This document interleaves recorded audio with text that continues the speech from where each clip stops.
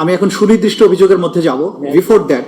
Before that page 60-তে আমি একটা ছোট্ট বিষয় যেটা এই মামলার ফর্মাল চার্জের সাথে অসম্ভব গুরুত্বপূর্ণ, সেটার প্রতি একটু দৃষ্টি আকর্ষণ করার পরেই আমি সুনির্দিষ্ট চার্জের দিকে চলে যাব।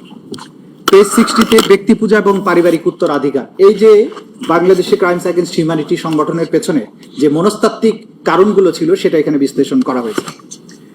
যেহেতু আওয়ামী লীগ মনে করে যে শুধুমাত্র শেখ মুজিবুর রহমানই বাংলাদেশের স্বাধীনতার একক কারিগর এবং তাকে বাংলাদেশের রাজনৈতিক ক্ষমতা এক ধরনের পারিবারিক উত্তরাধিকার হিসেবে চিত্রিত করে শেখ মুজিবের কন্যা হিসেবে শেখ হাসিনাকে জাতির অভিভাবক রূপে উপস্থাপন করা হয়। শেখ হাসিনা পরিবারের বিভিন্ন সদস্যদের নামে বাংলাদেশের বিভিন্ন স্থাপনার নামকরণ করা হয়। শেখ পরিবারের নিরাপত্তার জন্য বিশেষ আইন, শেখ পরিবারের বিভিন্ন ব্যক্তিগত ঘটনাকে জাতীয় দিবস হিসেবে উদযাপন, যে কোনো মাধ্যমে শেখ পরিবারের জন্য অবমাননাকর বিবেচিত হতে পারে এমন বক্তব্য বা লেখা নিষিদ্ধকরণ এবং শাস্তি প্রদান ইত্যাদির মাধ্যমে বাংলাদেশের গণতান্ত্রিক শাসন ব্যবস্থার চরম অবমাননা করে এক ধরনের ব্যক্তি তথা পরিবার কেন্দ্রিক স্বৈর শাসন প্রতিষ্ঠার অপচেষ্টা করা হয়।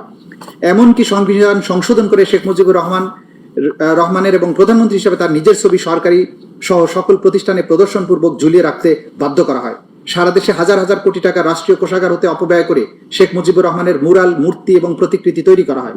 শেখ মুজিবকে দেবতা স্বরূপ পূজনীয় রূপে কোমলমতি শিশুদের সামনে উপস্থাপন করার উদ্দেশ্যে শিক্ষা প্রতিষ্ঠানে মুজিবের জন্ম মৃত্যুবার্ষিকী সহ বিভিন্ন দিবস পালনে বাধ্য করা, প্রতিষ্ঠানের প্রতিকৃতি এবং মুরালের নামে মূর্তি স্থাপন, স্কুলের অ্যাসেম্বলিতে শেখ মুজিবের বন্দনা গাইতে শপথনামার পরিবর্তন, সকল অফিস আদালতে মুজিব কর্নার স্থাপনে বাধ্য করা, শেখ মুজিব সংক্রান্ত বই সকল প্রতিষ্ঠানে রাখতে বাধ্য করা, সরকারি সকল নথি চিঠির উপরে শেখ মুজিবের ছবি সম্বলিত লোগো স্থাপনে সরকারি আদেশ দ্বারা বাধ্য করা, শেখ পরিবারের বিভিন্ন সদস্যদের নামে শত শত প্রতিষ্ঠান সহ রাস্তাঘাট, ব্রিজ, কালভার্টের নামকরণ, জন্ম মৃত্যু দিবস পালনে বাধ্য করা, অঙ্কন প্রতিযোগিতা, ক্রীড়া প্রতিযোগিতার নামে জাতির সামনে পূজনীয় হিসাবে উপস্থাপনের চেষ্টা করা হয়।